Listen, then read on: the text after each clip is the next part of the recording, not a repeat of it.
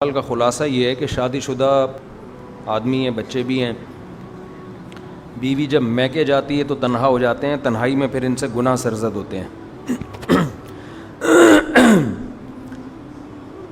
اور گناہ بھی بے حیائی والے۔ بہت سے لوگوں کے ساتھ یہ مسئلہ ہے، پھر یہ آخر میں پوچھتے ہیں کہ کیا میں دوسری شادی کر سکتا ہوں، میرے پاس اللہ نے مال بھی دیا ہے۔ دیکھیں، دوسری شادی تو ویسے ہی کرنی چاہیے، معاشرے کی عورتوں کی ضرورت ہے، وہ تو گناہ کا خطرہ نہ بھی ہو تو بھی کرنی چاہیے۔ عبداللہ بن مسعود رضی اللہ تعالیٰ عنہ کا مشہور قول ہے کہ مجھے اگر معلوم ہونا کہ میری زندگی میں ایک رات باقی ہے تو وہ بھی میں بیوی کے بغیر نہیں گزاروں گا، اس خوف سے کہ کہیں فتنے میں مبتلا نہ ہو جاؤں۔ تو تنہائی بہت سارے گناہوں کا ذریعہ بنتی ہے، انسان فارغ ہو جاتا ہے، گناہ سے روکنے والی کوئی چیز نہیں ہوتی۔ تو وہ تو میں سب کو ترغیب دیتا ہوں کہ کریں، عورتوں کی ضرورت ہے، بہت سی عورتیں گناہ میں مبتلا ہیں، وہ بچ جائیں گی۔ باقی یہ جو گناہ کی بات ہے نا، بعض دفعہ انسان 2 شادیاں کر کے بھی نہیں چھوٹتا یہ اس طرح کے گناہ بے ہے، کیونکہ لت پڑ جاتی ہے تو نکاح تو ویسے ہی کریں، اس سے گناہ کی رغبت کم ہوگی انشاءاللہ، ختم نہیں ہوتی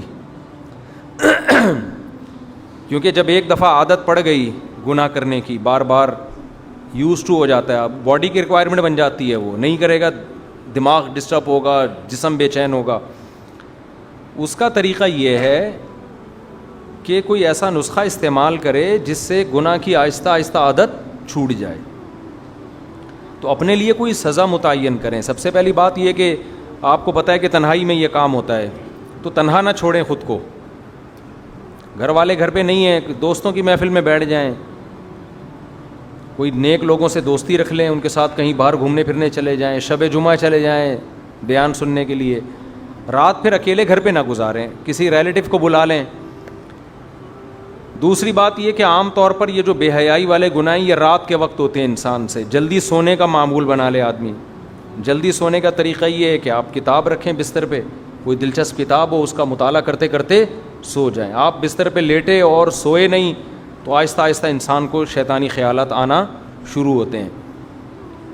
تیسرا کام، اپنے لیے کوئی سزا رکھیں، جب بھی گناہ ہو کوئی جرمانہ رکھیں اپنے اوپر، یا روزے رکھ لیں، یا نوافل اپنے اوپر رکھ لیں کہ میں اتنے نوافل لازمی پڑھوں گا۔ تو اس سے ایک دم نہیں چھوٹتے یہ گناہ، آہستہ آہستہ کم ہونا شروع ہو جائیں گے، کم ہوتے ہوتے چھوٹ جائیں گے۔ جیسے گناہ کر کر کے گناہ کرنے کی عادت پڑتی ہے تو چھوڑ چھوڑ کے چھوڑنے کی عادت بھی پڑ جاتی ہے انسان کو۔ ریورس ہو جائیں گے تو چھوڑنے کی عادت ہو جائے گی۔ کر کر کے کرنے کی عادت پڑی نا تو چھوڑ چھوڑ کے چھوٹنے کی عادت پڑے گی۔ اور تبلیغ میں بھی بہترین ایک ذریعہ ہے، 4 مہینے کے لیے نکل جائیں، وہاں انسان کو گناہ کا موقع نہیں ملتا، گناہ کی طرف توجہ نہیں جاتی، بہت عرصہ جب دور رہیں گے تو بھی کمی آئے گی انشاءاللہ۔ اور ویسے تو اصولی طور پر ان تمام چیزوں میں کسی سے بزرگ سے باقاعدہ اصلاحی تعلق ضروری ہے، کسی اللہ والے سے بیعت ہو جائیں، ان کو بتائیں اپنے حالات، وہ آپ کو گائیڈ بھی کریں گے، دینداروں کی محفل میں بھی بٹھائیں گے، آہستہ آہستہ انشاءاللہ یہ چیز ختم ہو جائے گی۔